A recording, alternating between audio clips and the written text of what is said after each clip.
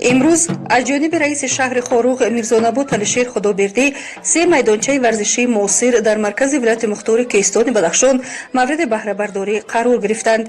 افتتاح این میدانچه‌های ورزشی در همکاری دولت با بخش خصوصی صورت گرفته، انشاءات موثر و مهم در مرکز ولایت محسوب می‌یابند.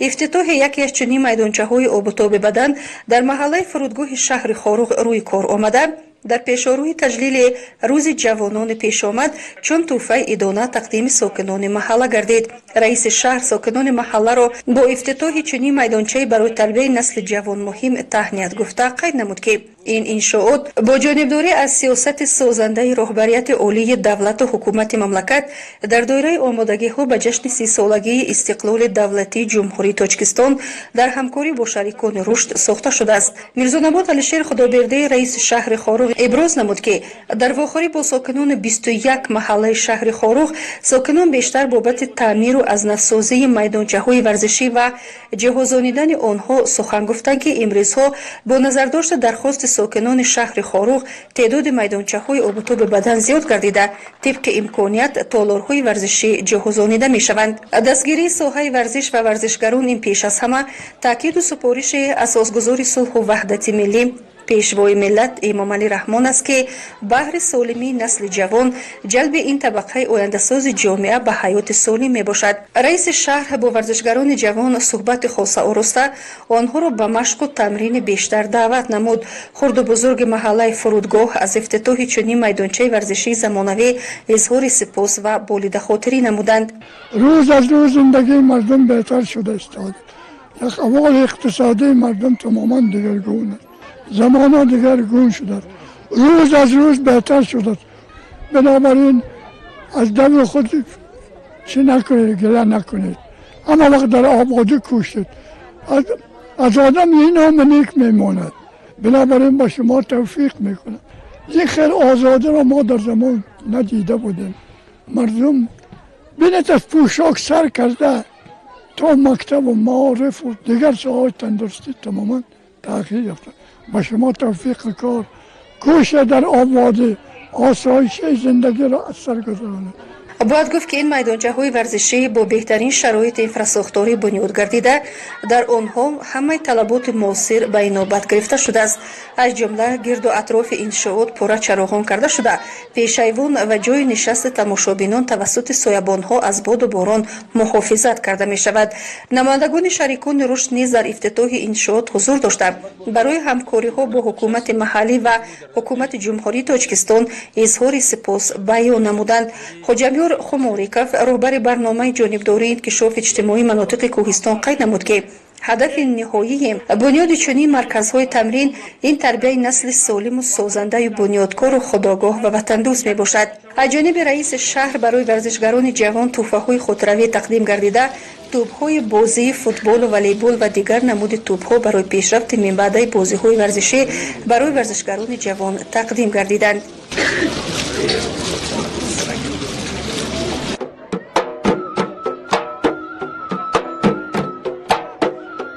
میدانچه دیگر ورزشی در محله گلابود مورد بهره برداری قرار داده شد. باید گفت که ساکنان محله گلابود که طی چند سال بنیاد چنین میدانچه ورزشی را بی‌صبرانه انتظار بودند، بلند خاطری خود را در تشکیل چاره‌بینی خاطرمان ورزشی بیان داشتند.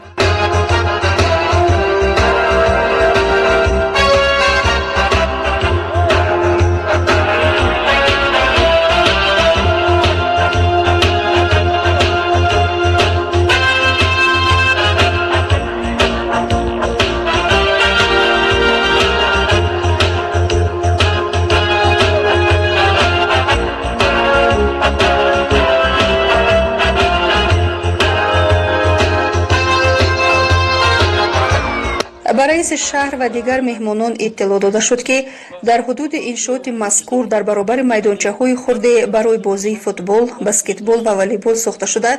اینچنین در یک قسم میدانچه ورزشی گوشه علاهیده برای بازی کودکان پیش بینی گردیده است. برای دلخوشی کودکان تمام شرایط مهیا کرده شده. میدانچه بازی‌های کودکانه با تجهیزات موثر جهازانیده شده است. اطلاع داده شد که فرش این میدانچه‌ها با رویپوش مخصوصی رزینی بی‌درز ساخته شده است که در قلمرو ولایت اصول نو به شمار می رود.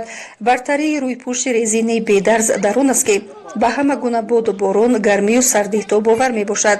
باید گفت که میدانچه‌های ورزشی در دوره تطبیق لایحه مساعدت به صلح و ثبات توسط انفراستراکچور مهم در شهر خاروق بنیاد یافته دارای 320 جای نشست می باشند. جای نشست در این میدانچه‌های کشاد با بالاپوش محکم کرده شده، میدانچه‌های ورزشی پره چراغان کرده شده. برای شبانگاه نیز مشغول شدن جوانان به ورزش و استراحت و فراغت ساکنان و مهمانان موافق می باشند. ما بسیار خوشحال هستیم که این میدانچه‌های بازی و ورزشی در یک وقت خیلی مناسب استفاده داده شدند و امروز زیاده از 8000 نفر جوانان، نورسان و کودکان در 6 محله در شهر خاروق از این میدانچه‌ها استفاده خواهند برد.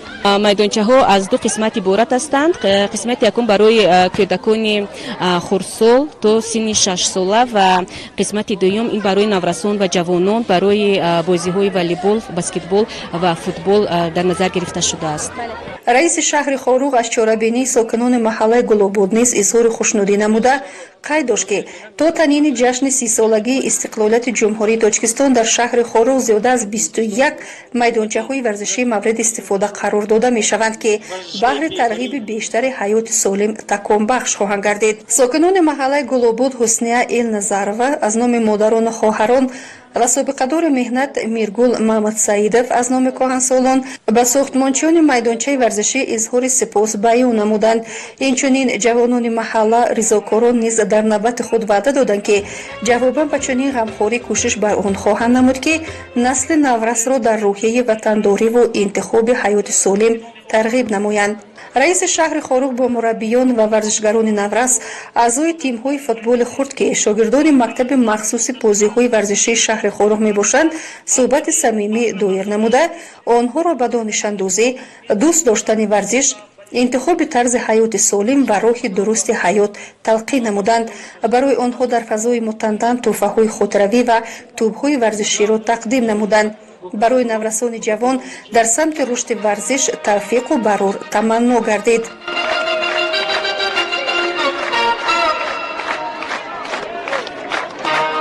رقص و بازی و دلخوشی ساکنان محله تا شامگاهان دوام یافت.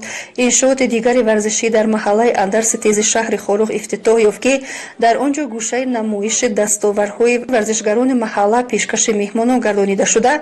قید شد که جوانان محله اندرستیز پیوسته در چاره‌بینی‌های مهم ورزشی اشتراک فعالانه دارند و چاره‌بینی یکی از ورزشگران این محله رئیس فدراسیای دوزیادوچیان ولایت کشور شهمیری دعوت گردیده نامبرده گفت که تمام نیروی خود را برای تربیت ورزشگران جوان مصرف خواهد کرد. در اینجا رئیس شهر خاروق میرزانبات علیشیر خدابردی و نمایندگان شریکان رشد برآمد نموده برای کلی جوانان توفیق و برار و تمنا نمودند. رئیس شهر به ورزشگران جوان تحفه‌های خودروی را تقدیم نموده آنها را برای انتخاب راه درست حیات، رونق و رواج ورزش تلقین نمود.